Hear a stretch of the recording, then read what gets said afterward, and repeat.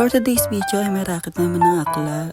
Ito nga palang strand ng hair ng ating client. Kitang-kita naman na super kulot. Kaya naman mapapalaban na naman ako dito sa matinding plansyahan. Kaya naman sisimulan ko na ang pagbabad ng rebonding cream number 1. Dito nga ay nakababad na siya ng rebonding cream number 1 at hindi ko muna sinagad sa dulo kasi may kulay ang kanyang hair sa dulo. At ibababad ko nga lang siya ng 1 hour at magre-reapplication na kami. At lalagyan ko na nga rin pala yung dulo ng kanyang hair. Dito nga ay na-blow dry ko na at na-plancha ko na yung bandang sa likuran kaya nandito na ako sa gilid. Hindi ko na pinakita kasi hindi talaga ako makapag-video gawa na napakasikip din talaga ng space namin. Sayang naman daw ang kita kapag hindi siya nagbukas. Sobra din kasing daming bumibili dito, mini grocery kasi ito.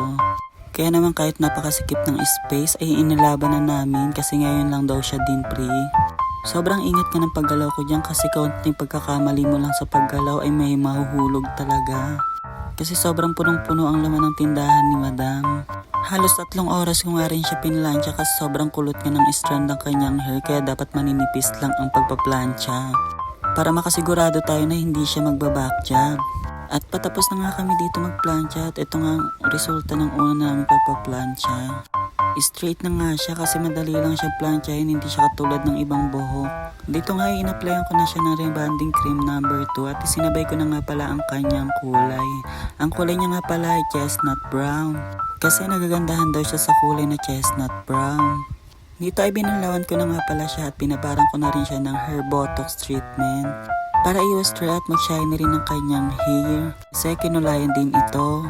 At ito na nga pala ang final result ng aming ginawang rebond color with hair botox Brazilian. Sobrang lambot at napaka-shiny nga din ang kanyang hair. Kaya naman sa mga nais magpagawa dyan, i-PM nyo lang ako. Ang FB ko nga pala ay Ashley Valera. For home service only lang po tayo mga madam.